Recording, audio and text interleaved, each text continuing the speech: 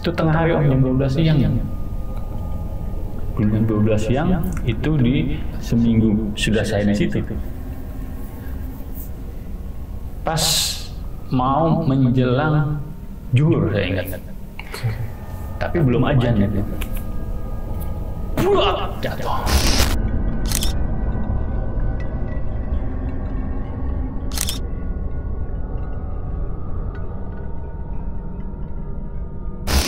Kaget saya nggak lama itu Om.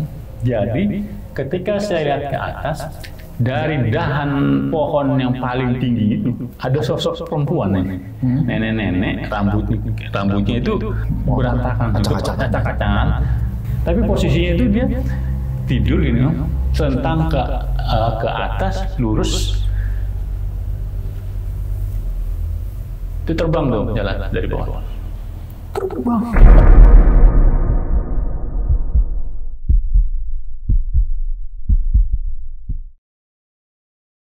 Halo Bang. Selamat. Assalamualaikum. Waalaikumsalam. Sehat Bang ya? Alhamdulillah. Alhamdulillah. Nih akhirnya main lagi nih Bang ya ke studio Kisah Tengah Malam. Ini diundang kembali. Siap. Nah Bang, ini kan bisa dibilang renovasi nih Bang. Bukan renovasi, proyek ya Bang? Proyek. Ini proyek apa nih Bang di daerah Lombok? Jadi proyek ini bangunan villa bangunan villa baru. Villa baru? Villa baru, tapi saya di sana kapasitas saya borong untuk pekerjaan finishing. Oh finishing, berarti udah jadi rumah nih? Sudah jadi. Finishingnya apa aja tuh? Cat atau gimana? Catnya saya ambil khusus untuk pengecatan interior sama eksterior, item pekerjaannya itu. Oke, berarti ngecat satu villa nih? Betul, satu villa. Luar depan belakang, apa luar dalam ibaratnya ya? Kondisinya. Termasuk juga kiri kanan biasanya kan aquaproof ya? Itu juga luar pakai eksterior. Interior, buset lah. Gitu. Ini villa lumayan gede berarti Bang? Hampir 700 meter lah. Gede banget. Persegi ya. Lumayan, karena dia dua lantai kan. Dua lantai terus emang luas banget itu ya? Luas. Jadi spesifikasi bangunnya itu jadi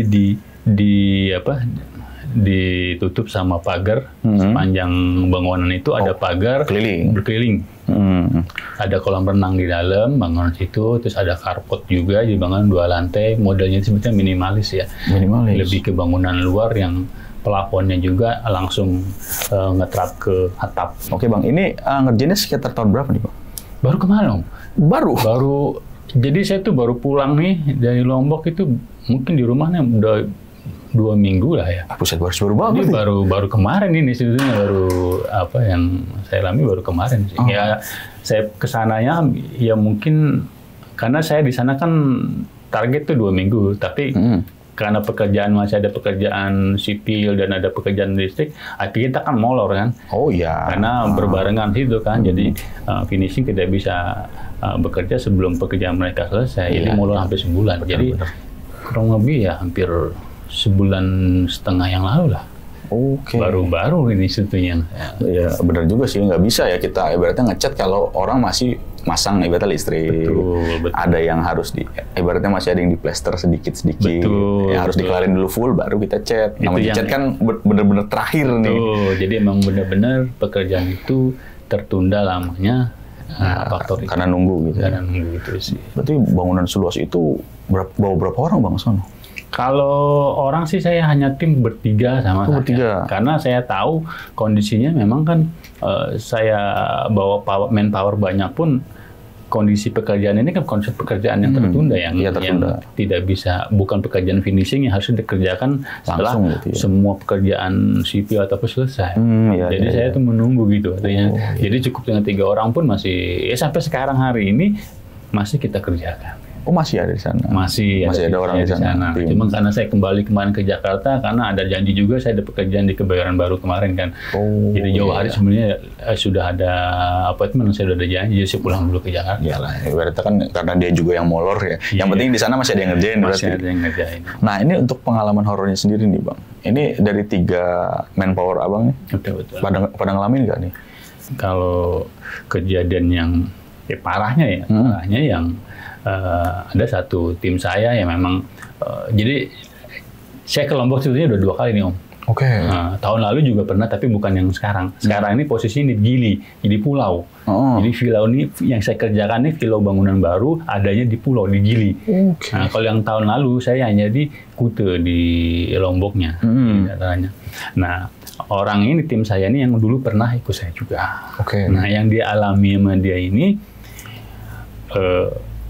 jatuh dari stiker. Waduh, bahaya juga ya kalau emang ibaratnya kayak jatuhnya kecelakaan kerja ya. Betul. Cuman itu ada sangkut pautnya dengan ibaratnya mistisnya ada juga. Ada, karena kondisi jatuhnya itu lokasinya adalah lokasi di mana di awal saya pertama datang ke lokasi itu, saya sendiri mengalami. Di lokasi yang jatuh ini. Betul, itu kondisinya di belakang. Iya. Di pagar bagian luar di belakang. Untuk cerita lengkapnya dari awalnya bisa diceritain nih Bang nanti Bang ya. Siap. Dan mungkin nih buat Sobat Tengah Malam yang ngiranya nih opening agak kelamaan ya bisa di skip ya Bang ya. Namanya juga podcast ya pasti ngobrol kayak gitu. Dan saya juga sih agak penasaran sih gimana sih Abang bisa dapat kerjaan di sana. Nanti mungkin diceritain lengkapnya Bang ya. Boleh. Siap Bang. Nih buat Sobat Tengah Malam nih yang penasaran banget nih mas ceritanya Bang Iwan simak terus dari awal sampai habis. Dan buat kalian yang mau ngirim cerita juga di channel Kisah Tengah Malam bisa langsung klik link WhatsApp yang ada di deskripsi di bawah ini. Nah buat Sobat Tengah Malam yang lagi nonton tapi belum subscribe langsung aja klik tombol subscribe dan jangan lupa nyalakan lonceng notifikasi biar nggak ketinggalan video terbaru dari kita. Oke Bang Iwan, langsung kita mulai ya Bang. Baik. Kisah Tengah Malam dimulai.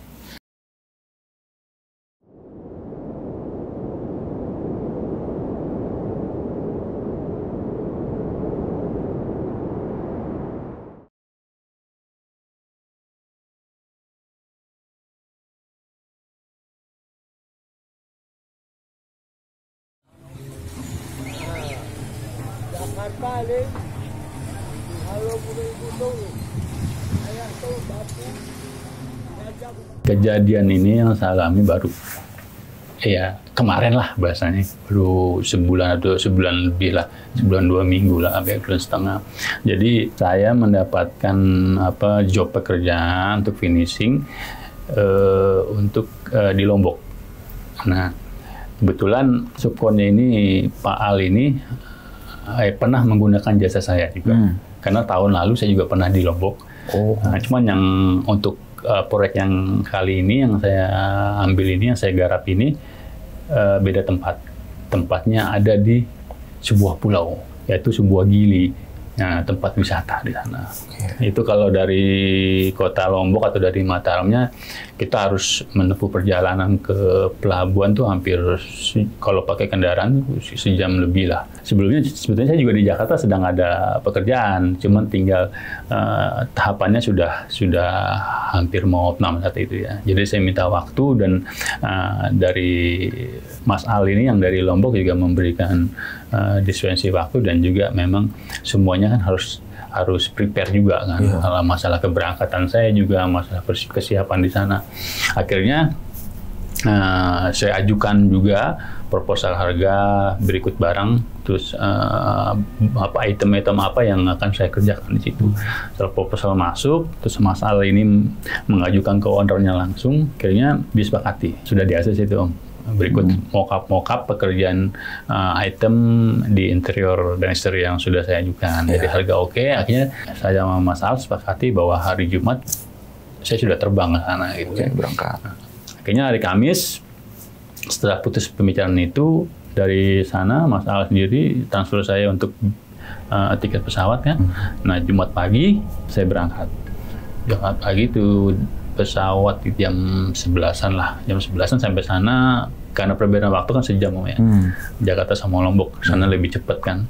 Jadi sampai sana tuh sekitar jam 2 lewat lah, jam 3-an. Terus sampai sore saya dijemput tim saya, dijemput pakai motor, dan hari pertama itu sampai sana Jumat itu saya belum menemui Mas Al. Jadi karena posisi saya kan baru sampai saat itu kan, saya sempat bermalam dulu dengan tim saya di kediamannya beliau di sana. Nah baru paginya saya datang ke office dari Mas Al ini, kita membicarakan persiapan untuk keberangkatan saya nyebrang ke lokasi. Saya sudah koordinasi jauh hari dengan Mas Pak P ini, tim saya, mengenai tenaga kerja dan material yang akan dibeli. Jadi sudah tidak lagi kita dadakan, sudah siap semua. Setelah DP turun kita berangkat saat itu kan. Jadi ke sana sampai pelabuhan kita nyebrang Gili sampai sore. Pas sampai sana kita udah sore tuh. Sampai ke lokasi di proyek itu. Jadi bangunannya secara spesifik saya jelaskan bahwa bangunan itu sudah berdiri. Jadi bangunan berdiri sudah hampir 90% lebih sudah berdiri.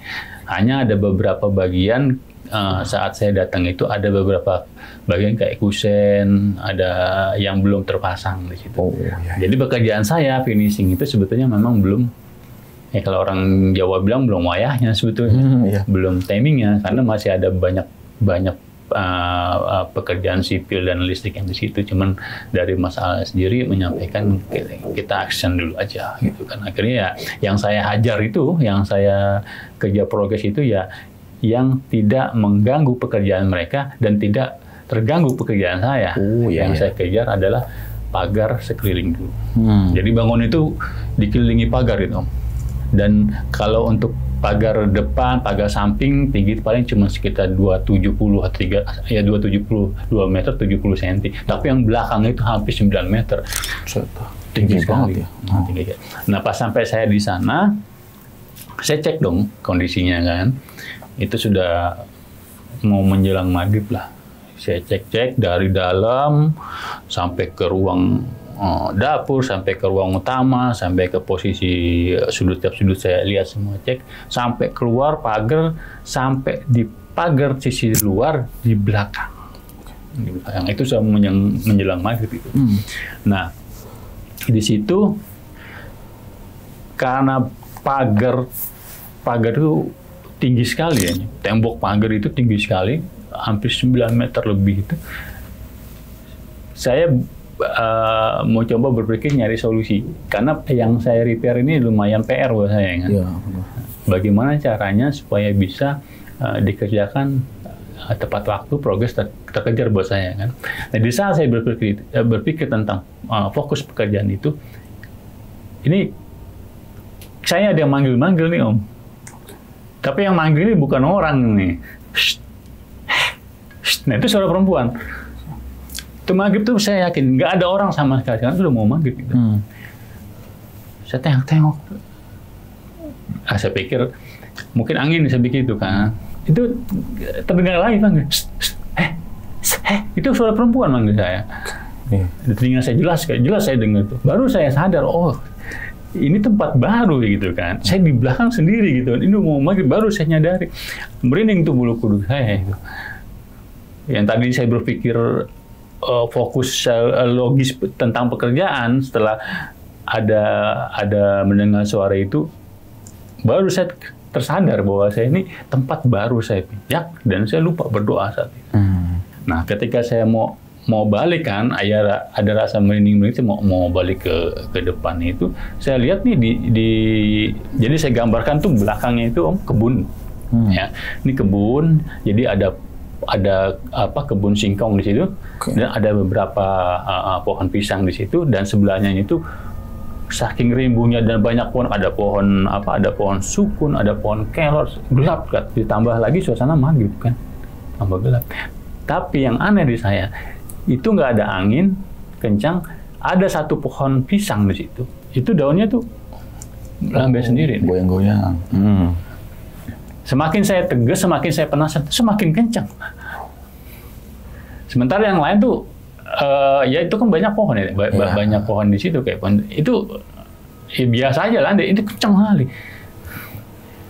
Merinding tambah merinding, akhirnya saya tinggal buru-buru saya langsung jalan ke bedeng. Jadi kondisinya saat itu sudah mau maghrib. Itu hari pertama tuh, hari pertama yang saya alami di situ. Jadi kondisinya karena masih belum bangunan itu memang penerangan listrik pun belum masuk ke villa tersebut. Jadi kita tuh hampir semua tukang tuh tidur tuh masih di bedeng gitu. Bedeng yang dibikin non permanen, jadi dari kayak bambu untuk kayak pos ronda itu lah, yang dibikin tinggi, jadi dibikin hanya pakai tripek sementara, jadi di atas cuma pakai terpal, jadi di sana tukang sipil, di sini kita masuk tukang finishing, di sebelah sananya ada tukang, tapi jaraknya berjarak seperti itu. Nah, kita tim bertiga di sini, tapi anehnya, ini tim saya ini, yang 2 ini, hari pertama, hari kedua, itu memang tidur bareng saya satu ini.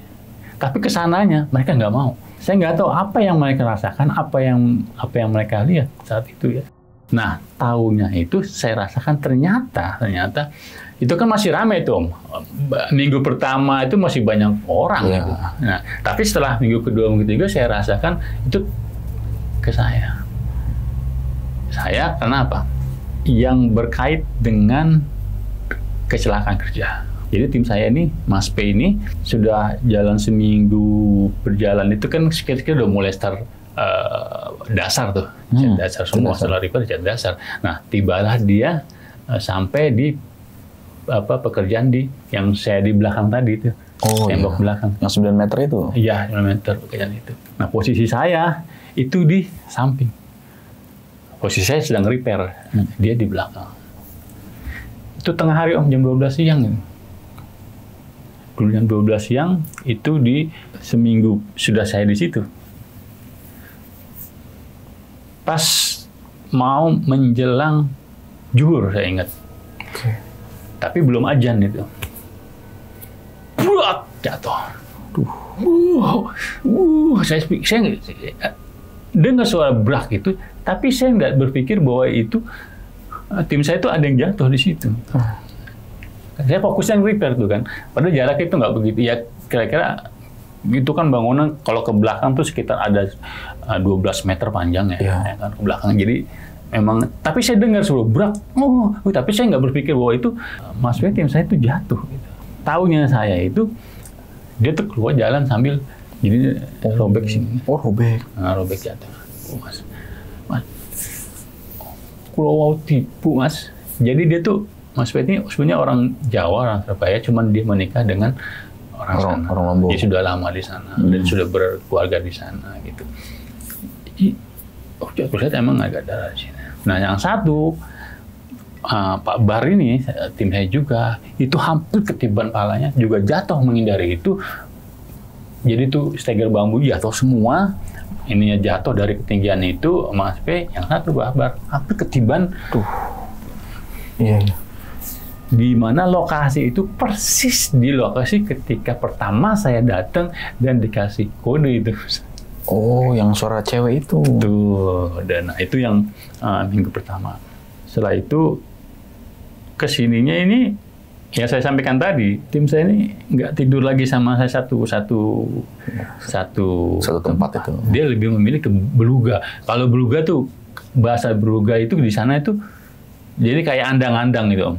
Jadi kayak macam kalau orang Betawi bilang balai-balai. Balai-balai. Nah, jadi kayak panggung balai-balai yang Betawi bilang, tapi sana bilangnya beluga. Nah, dia lebih di beluga. Nah, saya nggak tahu kenapa. Ternyata, jadi kejadiannya gini, Om. Ternyata tuh selama saya tidur di itu, posisinya tempat yang saya tidur itu kondisinya kan di bawah pohon besar sekali, di atas pohonnya. Nah, ternyata pohon itu angker. Angker. Jadi pernah Om saya alami itu sekitar malam lah, jam 2 malam itu saya berasa mau buang air kecil tuh.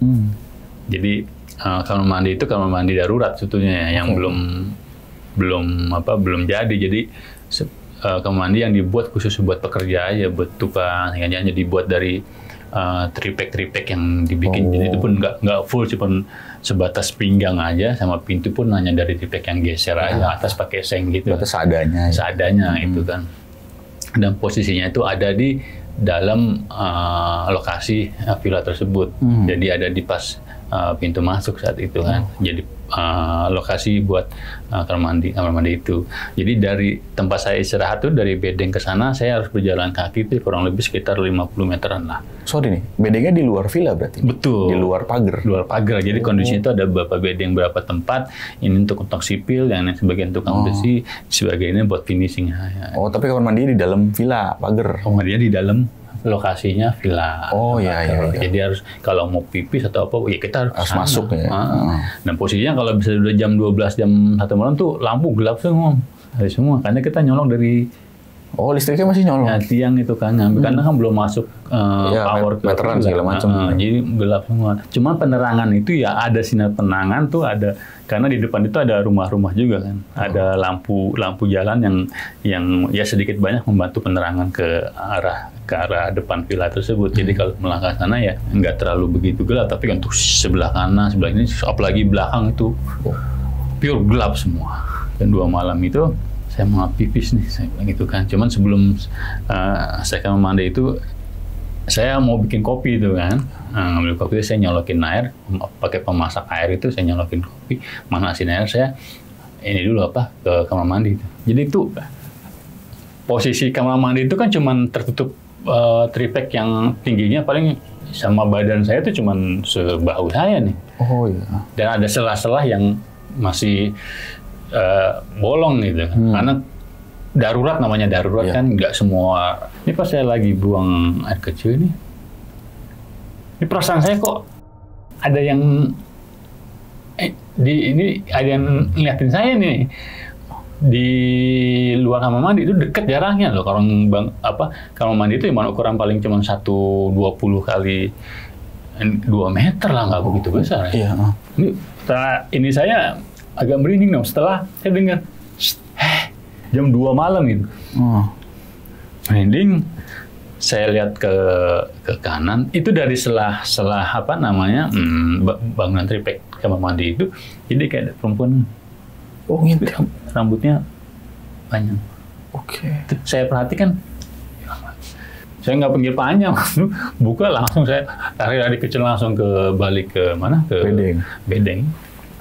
Nah, setelah itu saya nggak bisa tidur, cuma karena jarak agak jauh kan 50 meter, dan di bedeng tempat saya tidur masih ada di Bulgasa masih ada, nggak begitu jauh sama teman-teman saya yang udah tidur pulas, itu agak sedikit tenang saya kan, karena di depan pun masih ada bedeng tempat tukang besi, tukang ini agak tenang.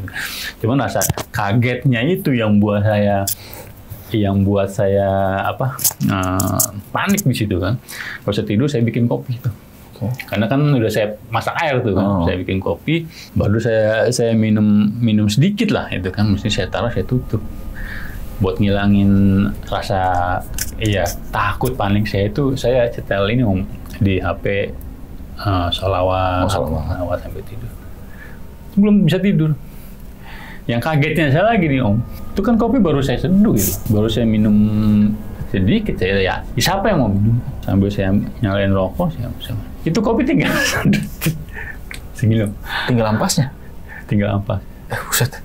Kalau ada orang punya ngopi, saya tahu orang kopi jatuh, saya taruh di dekat saya, deket itu. Saya lihat yang lain semua tidur, langsung kan saya berasumsi jangan-jangan tadi. Nah, itu yang hari keberapa yang saya alami itu kan. Selanjutnya hari berikutnya itu kan tukang yang pekerjaan besi sudah selesai, terus mereka pulang kan, lama-lama sepi nih. Tinggal hanya beberapa orang kan. Dan anehnya lagi nih, yang saya cari tahu kenapa teman saya ini yang 2 kok nggak mau nih tidur sama saya. Ternyata itu mungkin dia nggak ngomong atau apa ke saya gitu. Ya setelah saya alami sendiri baru. Nah, yang parahnya lagi nih, buat saya kok gini amat gitu ya? Gini amat gitu kan. Jadi udah mau 2 minggu saya di situ. Jadi malam itu jam berapa ya, kita hampir pergantian jam 12 ke jam 1 gitu. Yang lain sudah pada tidur. Kondisi itu gerimis tapi bercampur sama angin gitu. Dar. Nah, jadi posisi bedeng yang saya tidur itu pas di bawah, di atasnya itu pohon besar. Di sana ada pohon nangka, sini pohon besar, dan rantingnya itu sampai ke atas bedeng yang saya tidur itu. Jam 12 malam itu saya terbangun karena saya dengar suara kucuran air yang kencang, curas, tapi nggak ada air yang jatuh ke atap. posisi gerimis, tapi bukan hujan, tapi itu kencang saya, tar. Itu saya bangun langsung, yang saya takut bocor, basah semua, karena situ udah campur aduk, ada beras, ada makanan yang saya taruh itu ada baju saya gitu kan. Iya. Saya lihat, tapi nggak ada basah. Terus kaget saya nggak lama itu, Om. Jadi ketika saya lihat ke atas, dari dahan pohon yang paling tinggi itu ada sosok perempuan nih, nenek-nenek, rambutnya itu berantakan, acak-acakan. Tapi dia pakai jarik. Kalau orang sana Lombok itu seperti kayak kebaya itu kan, mereka sama pakaian seperti kayak orang Bali gitu kan. Dia pakai jarik. Tapi posisinya itu dia tidur gini, Om, selentang ke atas, lurus. Itu terbang tuh jalan dari pohon. Terbang. Arahnya tuh pas ke belakang pagar yang temporary. Yang tinggi. Jatuh. Yang Om bisa rasakan apa yang kalau Om di posisi saya seperti itu. Sorry, ini nenek-nenek kayak tiduran tapi terbang. Terbang. Jadi posisinya maaf ya, saya peragakan ya. Jadi dulu di belakang. Jadi terbang. Terus terbang. Itu saya mata, badan seperti kayak dikunci. Nggak bisa gerak. Ngomong kita baru lihat seperti itu. Dia terbang di atas ketinggian yang masih bisa saya lihat itu. Ketinggian itu sekitar hampir pohon itu dia terbang sekitar 3,5 meter. Kan masih terlihat jelas sekali. Pendek lah jatuhnya situ. Dan itu jalan. Kelihatan karena masih ada sorot lampu dari beberapa rumah di jalan ke sana kan kelihatan. Dan itu arahnya itu masuk ke villa dan ke belakang pagar yang tempo hari jatuh itu. Dan itu yang nggak masuk akal dan nggak bisa dijelaskan secara logis. Udah. Dan itu terjadi. Nah setelah kejadian itu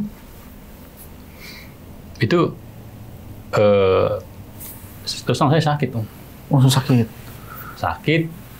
Untuk sementara, sambil karena ada bahan juga yang harus dibeli, saya kembali ke Ratan saat itu kan. Saya nyebrang lagi kan, balik ke kotanya, ke Mataram saat itu. Jadi, saya sakit di situ, jadi ada tempat di mana tim saya ini, Mas Pen ini punya dari saudaranya ada rumah BTN kosong di situ. Saya gunakan untuk beristirahat di situ. Ini nggak selesai sampai sini ceritanya, Om. Ternyata kondisi situ kan rumah kosong nih. Rumah kosong.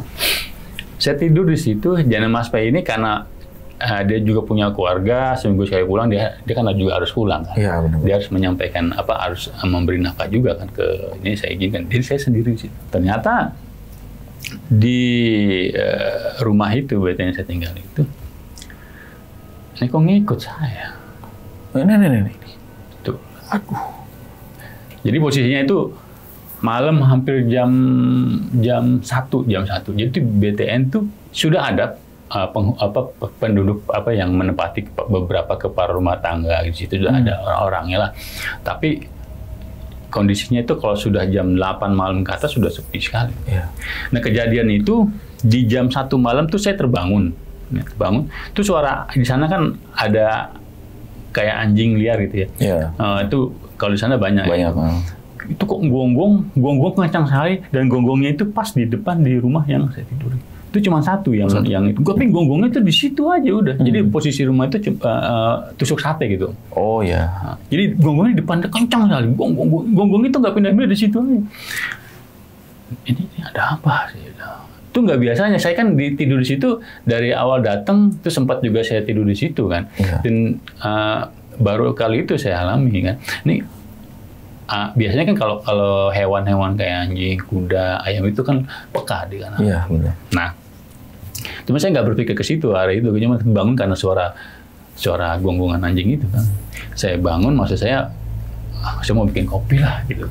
Memang terus terang saya ini pengopi berat ya. Saya mau bikin kopi lah. Ya buat teman saya karena nggak ada siapa yang ajak ngobrol di situ. Benar. Saya sendiri.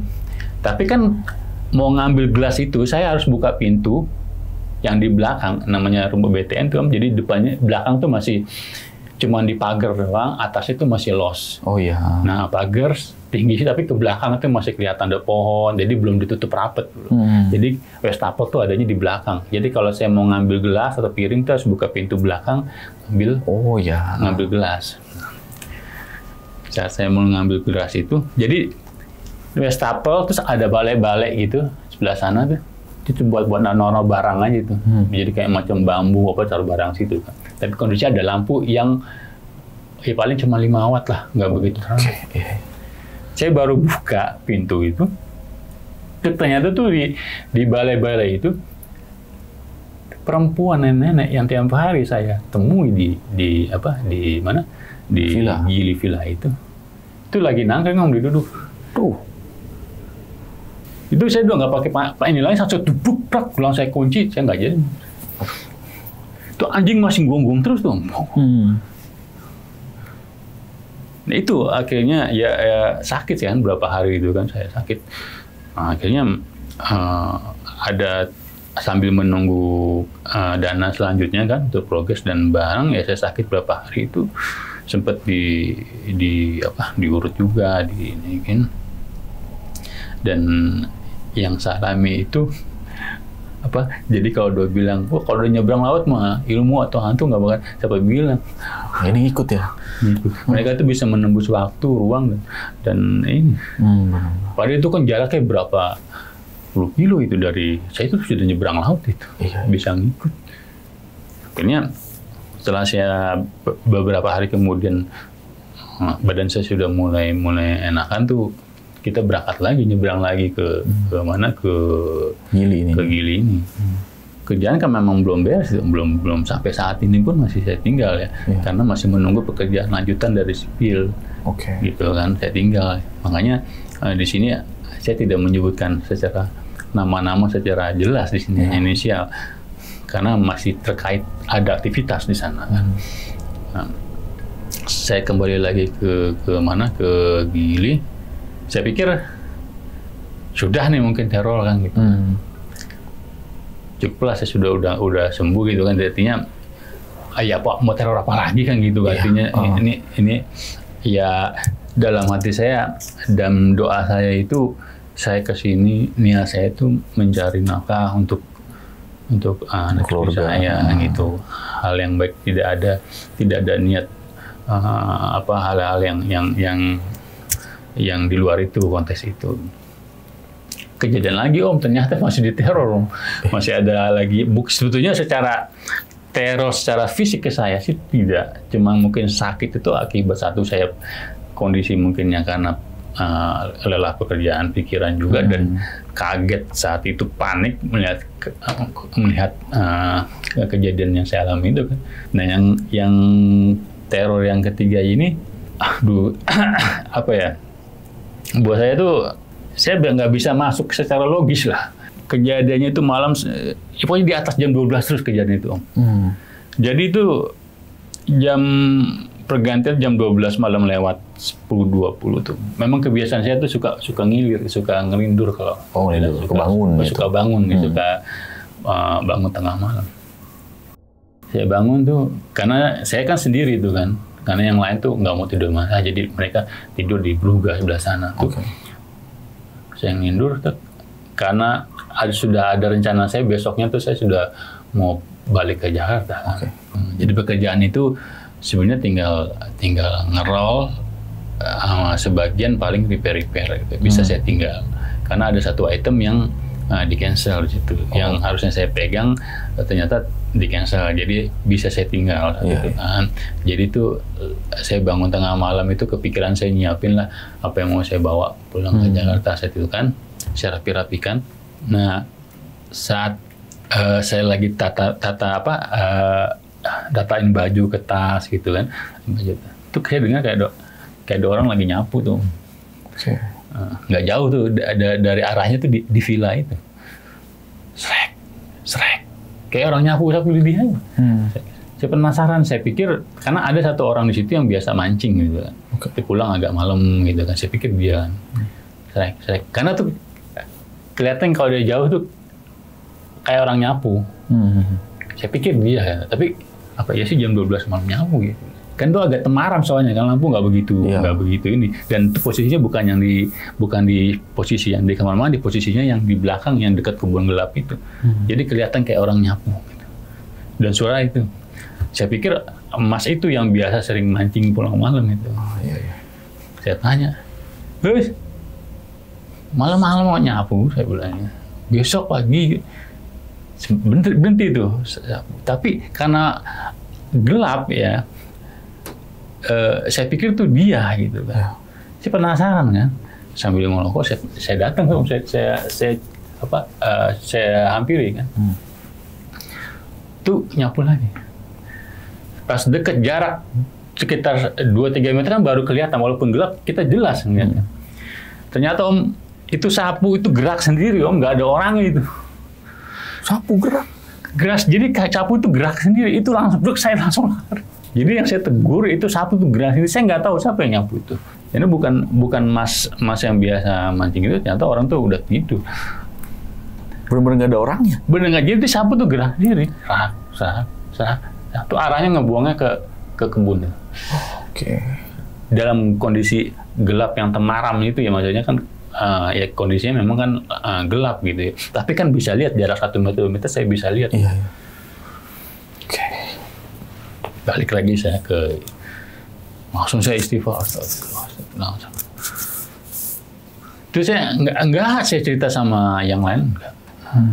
Cukup di saya. Karena kondisinya masih ada aktivitas. Nah, akhirnya besoknya itu saya balik ke darat dulu, ke Mataram. Saya juga pamit dengan beberapa relasi saya yang saya kenal di sana kan. Terus jam berapa saya balik ke Jakarta gitu lewat darat. Oh, lewat darat. Jadi nggak pakai pesawat, saya lewat darat karena saya pulang pun tidak terlalu dikejar waktu. Saya bisa santai lah. Sambil saya mau tahu juga kalau lewat naik kapal, lewat kereta kayak apa gitu kan. Iya. Sambil saya mau lihat laut, saya mau nenangin pikiran, saya pikir gitu kan, karena hampir sebulan di situ saya mengalami hal yang bukan hanya konteks problem pekerjaan aja, tapi hal yang lebih buat saya tegang ya hal itu yang saya temui kan. Yang nggak masuk logika ya berarti. Betul. Akhirnya pagi-pagi itu keberangkatan kapal dari pelabuhan di Lombok itu sekitar jam 6 pagi, saya mulai darat dengan kapal ke Tanjung Perak itu, sampai Tanjung Perak itu jam 6 pagi ke besok harinya, hampir 24 jam. Hampir 24 jam lebih sampai di Tanjung Perak. Saya nyambung dengan kereta. Nah, ini ada cerita lagi Om di kereta ini yang ada garis merah dengan yang saya alami di Lombok. Oh ya. Nah, di kereta ini saya nyampe di Surabaya itu sudah pagi kan, turun kapal tuh jam 6, sementara saya dapat tiket kereta itu yang ke Jakarta ke Senen itu dapat jam 3 sore. Jadi spare waktu tuh di Pasar Turi itu di Surabaya itu hampir berapa jam saya kan. Ya, padahal saya punya saudara di situ di Surabaya, cuman saya belum pernah ke tempat saudara saya ini. Itu pun setelah saya tahu, saya tanya kakak saya, dikasih nomor telepon tuh sudah waktunya saya mau masuk peron, itu sudah nggak sempat saya mampir kan. Iya, benar. Nah, di cerita yang terkait dengan ini di kereta ini, jadi saya duduk di bangku di pinggir, bukan di pinggir jendela, jadi di pinggir koridor jalan. Ini dari Pasar Turi sampai ke Sidoarjo itu kosong samping saya. Oh iya. Kosong. Tapi di Sidoarjo ini ada nih bapak-bapak naik yang mengisi. Jadi bangku kosong itu ternyata sudah terisi di Sidoarjo. Dari Surabaya itu saya kosong. Ya namanya kita orang lapangan, namanya kita ngobrol aja ya. Ngobrol banyak, pernah ceritain nama kita mah buat ini kita biar ngilangin boring juga kan. Bosan juga kalau diem aja. 8 jam lebih. Ngobrol-ngobrol. Ternyata bapak ini orang asli Lombok. Oke. Umur sekitar 65 loh. Lumayan tua berarti ya? Hampir tua, ya, hampir ya sudah ubanan. Nah, dia kondisi ke Jakarta itu mau ketemu cucunya itu asli Lombok, cuman dia sudah di Sidoarjo itu dapat istri orang sana. Sepanjang perjalanan itu saya cerita semua apa yang saya alami itu.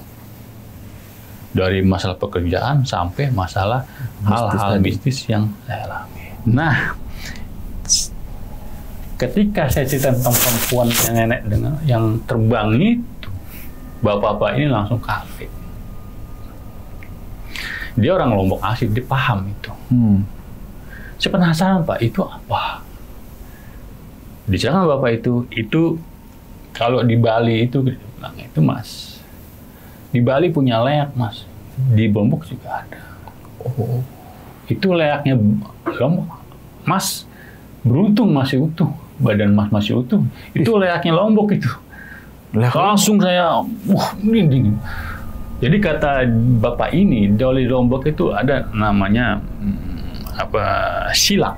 Silak. Okay. Jadi mungkin di sini ada orang Lombok paham itu. Silak itu ada macamnya banyak. Nah, silak yang saya temui ini jadi perempuan, wanita tua. Jadi kalau bapak ini bilang silak itu dulunya itu tuh, ya mungkin sekarang juga ya putri saya lihat itu. Jadi orang yang ini kalau orang kita bilang jadi orang jalanin ilmu hitam gitu. Oh iya. Nah, kalau kayak di Kalimantan kan juga ada itu yang masukkan iman bayi. Kalau di Bali ada leak, di Lombok pun ada. Itu namanya tusilak. Itu ada macamnya banyak, Mas. Cuman yang Mas temui ini dia mengganggu. Cuman untungnya Mas ini ya ini saya nggak tahu. Saya merasa saya nggak punya apa-apa. Mas masih ada yang jaga. Oke.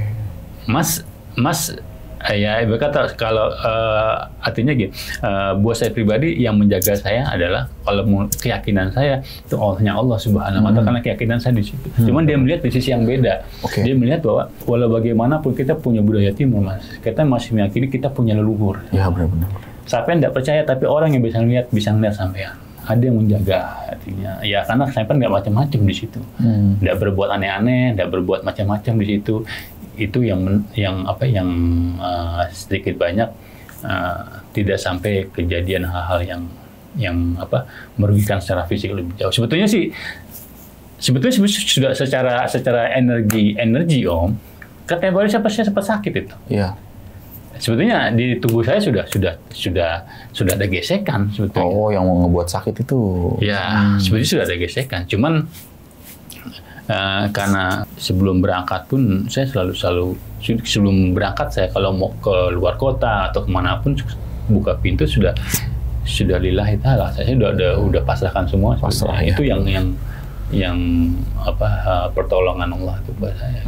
Di luar konteks Bapak itu menyampaikan bahwa ada juga, Mas, juga jangan mengesampingkan bahwa kita semua ini orang timur. Jangan samakan dengan budaya modern. Leluhur kita itu dulu kalau dibilang wong sakti katanya. Wong sakti. Ya ini bukan saya yang ngomong, ini Bapak ini Lombok. Itu biasanya silak itu kalau orang kita niat kita tuh lurus, kita itu enggak ada niatan jahat, kita mengkaji, insya Allah Mas enggak apa-apa. Dan begini sampai sekarang masih ketemu saya sepanjang jalan tuh, Mas. Jadi saya tahu itu ternyata yang saya temui itu ternyata itu silak. Mungkin kalau orang Lombok menonton bisa komen di bawah nih. Silakan ya. Silakan cari tahu apa yang saya rasakan itu. Sekarang bisa dikaitkan. Cuman apa yang saya rasakan, apa yang saya lihat, itu yang saya sampaikan. Cuman saya pun sendiri nggak tahu itu apa. Taunya pun saya dari Bapak ini yang asli orang Lombok, yang saya ketemu di kereta satu bangku dengan saya, cerita selama 8 jam perjalanan dari Surabaya sampai ke Pasar Senen, Jakarta. Saya cerita panjang lebar di situ. Sampai nggak berasa waktu, soalnya kita sampai ke nyampe aja. 2 malam saya sampai Jakarta.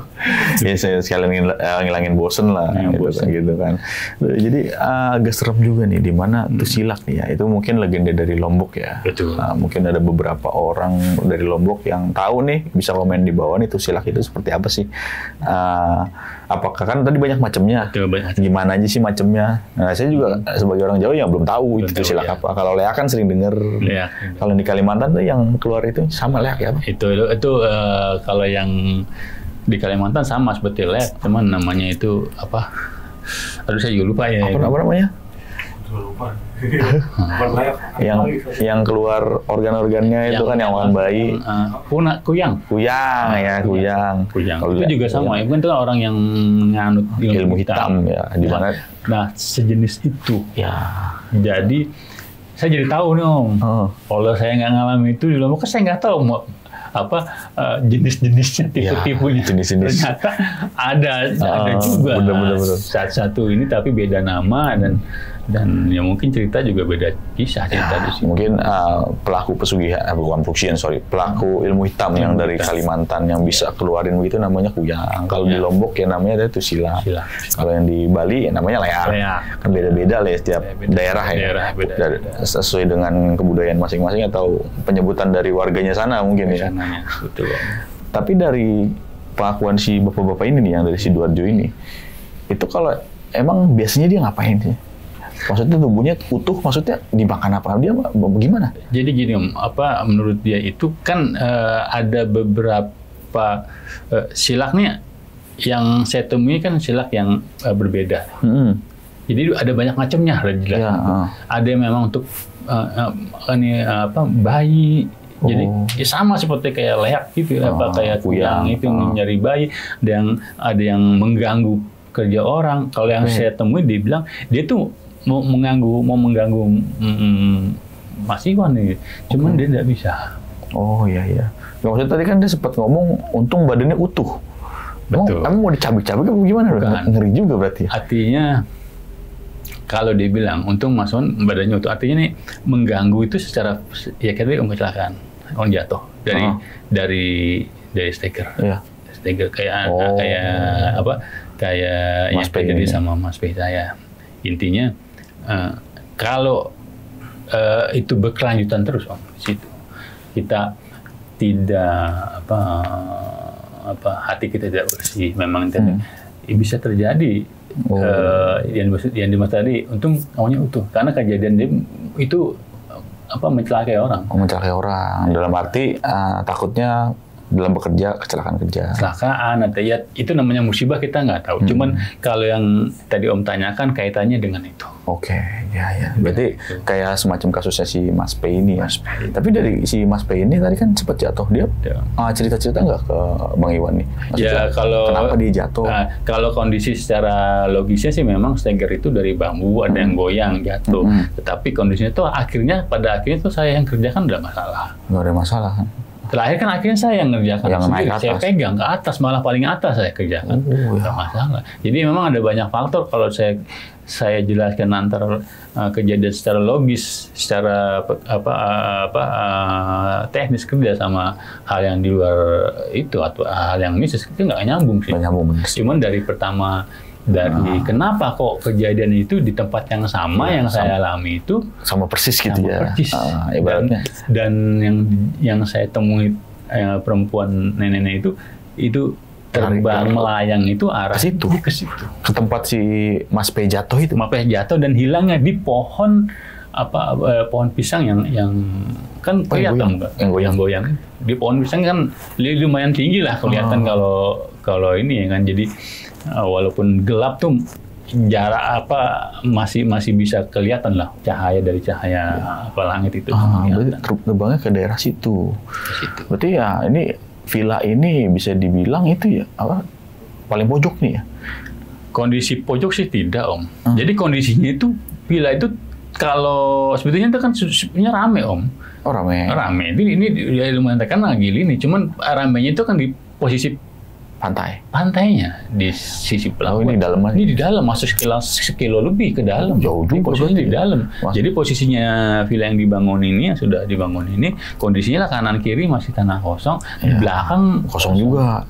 Maksudnya kayak walaupun masih udah ada rumah, udah ada villa jauh, tapi jaraknya hampir jauh gitu ya. 50 meteran, hampir 100 meter, 50 meter. Jatuhnya sepi berarti ya. Sepi, dan kita kan nggak tahu dulunya ini pulau ini, Gili ini.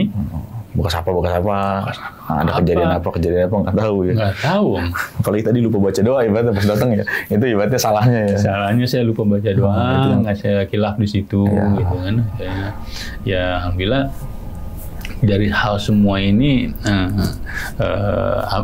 saya bersyukur alhamdulillah saya sampai Jakarta ketemu sama keluarga, masih diberi kesehatan. Intinya ya kalau bisa memberikan sebuah notifikasi di notif lah di sini dari apa yang sampaikan ini. Pesan saya cuma satu, selalu kita berusaha, kita bekerja, apapun pekerjaan yang kita lakukan, bahwa jangan lepas dari doa itu, jangan lepas dari kita ibadah doa. Hati kita jangan lepas, jangan lupa. Kadang-kadang nih manusia kita berpikir kan secara logis saja gitu, hari-hari yang dia jalani itu yang dia jalani, tapi kadang kita lupa bahwa kita nih hidup di dunia ini ada dunia lain yang bersinggungan sebetulnya tanpa kita sadari. Benar. Gitu ya. Tanpa kita, ini yang saya alami di beberapa kali, di beberapa tempat, di beberapa proyek yang saya alami. Ya, apalagi banyak ibaratnya asumsi dari masyarakat itu kalau setan itu tinggalnya di rumah, di pohon, hutan-hutan segala macam. Kalau tadi abang kan keliling kan masih kayak hutan, kebun-kebun. Bisa jadi di situ ada rumah salah satu jin segala macam. Betul. Yang kita buat bedeng sebelahnya kan pohon gede, mungkin itu rumah jin. Betul. Nah itu, makanya kita ibaratnya harus sopan lah ya, sopan. Jangan lupa berdoa segala macam. Dan yang paling penting kalau kerja itu tujuannya kerja, jangan melenceng kemana-mana. Itu yang agak repot kadang-kadang. Berarti sampai sekarang kan masih ada yang kerja di sana. Betul. Mungkin ya kalau misalnya ditelepon atau gimana, ada kali cerita kali ya. Cuman dari selama sebulan di sana, Mas P ini sama si Mas siapa satu lagi? Kalau Mas Ali itu kan dia jarang sehat, dia kan di atas saya. Yang tadi timnya dua kan satunya Mas satu P. lagi maksud sama Pak Bar. Pak Bar lah ya. Ini nggak pernah cerita-cerita sama sebulan itu, ngalamin kejadian apa? Sejauh ini karena saya nggak pernah cerita, dia juga nggak cerita ya. Cuman ya saya tadi bilang cerita kenapa kok dia nggak pernah mau tidur di situ. Itu sampai sekarang belum tahu itu kenapa. Apa karena takut samping pohon gede atau gimana? Gini, saya udah baca gelagatnya gini sih. Dia Mas B ini pernah ngomong gini, setelah kejadian dia jatuh itu ya. Terus ada beberapa tukang yang pulang kan agak sepi ya. Iya. Terus sempat ngomong kayak ngeluh itu ada istirahat ketakutan, saya nangkap secara ini mental dia. Waduh Mas, itu tukang udah pada pulang. Tinggal kita berdua loh Mas nanti. Bahasa itu saya bisa tangkap, ada ketakutan. Takut, iya. Artinya kan dia mengalami nih sebetulnya, cuman dia nggak mau ngomong secara langsung gitu. Bener sih.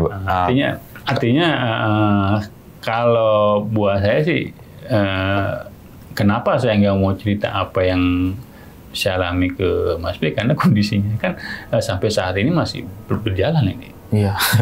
Yang ada repot kalau ngeluh kadang-kadang. Betul, karena saya menjaga itu sih. Iya sih benar. Ini juga namanya juga proyek, pasti kan ada dokumentasi. Ini kita nggak mungkin kita kasih lah ya. Masih jalan nih proyeknya di sana nih. Betul. Jadi kalau misalnya ada netizen bilang mana ada dokumentasi aslinya nggak? Ya nggak bisa kita tampilin, masih jalan. Betul. Cuman ya Om kemarin itu ya alhamdulillah dari Bapak yang di kereta ini. Yang menyampaikan, dia menyampaikan setelah tahu bahwa ternyata masih ada tim saya di sana, dia wanti-wanti pesan ke saya, dibilang Mas kalau bisa tolong sampaikan ke temannya mengenai hal ini, jangan sampai nanti terjadi juga dengan mereka hal yang jadi saya juga saya sampaikan sedikit banyak mengenai itu, lebih hati-hati dalam arti secara universal. Jadi hati-hati baik dalam pekerjaan, hati dalam hal yang pernah saya alami, saya sampaikan itu. Jadi buat pegangan juga ke sana. Ya saya berharap semua berjalan lancar. Ya, amin, masalah. Ya jangan sampai lah, apalagi sampai jatuh lagi kayak tadi ya. Apalagi itu pagar tinggi banget nanti itu. Makanya kita bilang, pokoknya nanti sebelum saya ke tim saya, sebelum ada arahan saya lagi, jangan dulu balik ke Gili. Ya. Tapi masih di Lomboknya ini ya? Masih. Bukan di Gilinya. Bukan. Karena masih dia sudah pulang ke rumah saat ini. Dan juga di sana masih ada pekerjaan sipilnya. Masih ada sipil, masih belum selesai, masih baru buat tangga ini. Belum bisa dikelarin lah ibaratnya gitu kan. Tapi kan memang harus kerjaan memang harus dikasih, karena kalau di saya sebagai pemborong kan ya hasilnya dari opnam nanti. Harus ada progres ya. Progres kan, kalau nggak ada progres ya yang buat dapur apa nanti. Iya, susah juga ntar. Pembayarannya kurang yang ada. Betul. Ya demikian sih Om yang bisa saya sampaikan mengenai apa yang saya alami di Lombok. Lombok ya, bisa buat apa, mungkin ada rekan-rekan kita yang di Lombok, kalau mau komentar, silakan di bawah, karena terus terang saya sendiri nggak tahu tuh apa tuh silak. Kalau Tusilak, Bapak ini bilang Tusilak, dan yang menyampaikan asli orang Lombok Bapak ini. Cuman beliau sudah menikah dengan orang Sidoarjo, tinggal lama di Sidoarjo. Usia beliau sudah hampir 65 tahun. Tua itu jatuhnya. Jadi udah sepuh. Jadi apa yang lihat saya alami semua dijelaskan sama Bapak ini. Ya. Dan itu saya rasa bukan suatu kebetulan. Iya, kayak ada jalannya. Ada jalannya semua gitu. Ibaratnya dari kejadian-kejadian yang Abang alamin kan nggak tahu semua ini apa, ternyata kejawab di situ. Kejawab di perjalanan saya arah pulang ke Jakarta. Dan buat sobat Tengah Malam yang orang Lombok asli nih, silahkan komen ya. Gue juga biar dapat ilmu sedikit lah tentang sejarah-sejarah ini, kan jatuh sejarah. Urban legend, ibarat kayak legenda-legenda dari Lombok. Tusilak itu apa segala macam. Bisa nih komen di bawah nih biar dapat ilmu baru yuk. Ya, itu tadi cerita dari Bang Iwan nih. Jadi kurang lebih sebulan Bang ya di daerah Lombok. Dan ketemu namanya Tusilak nih. Itu ya setan baru yang baru saya dengar nih. Biasanya kan pocong, kuntilanak, gundurwo itu ya kalau yang di daerah Jawa-Jawa lah. Ini Tusilak nih baru lagi nih. Dan buat sobat Tengah Malam yang orang Lombok, silahkan komen biar dapat ilmu baru nih tentang setan baru. Betul. Oke, thank you banget Bang Iwan. Sama-sama. Udah mau share pengalaman pribadi yang luar biasa nih. Dan buat tukang-tukang yang masih sana ya Lombok ya, semoga sehat selalu. Semoga kerjanya lancar nih Bang ya. Jangan lupa berdoa. Jangan lupa berdoa. Setiap mau datang ke tempat baru atau setiap mau mulai pekerjaan, pokoknya apa-apa harus doa ya. Biar ibaratnya dibantu, diselamatkan lah sama Allah Subhanahu Wa Taala. Oke, buat sobat Tengah Malam nih, gimana pendapat kalian nih? Tulis di kolom komentar nih. Kalau kalian suka dengan video ini, bisa share, like, dan subscribe channel ini. Oke, segitu dari kata gue Putra pamit undur diri. Bang Iwan juga pamit undur diri. Wassalamualaikum warahmatullahi wabarakatuh.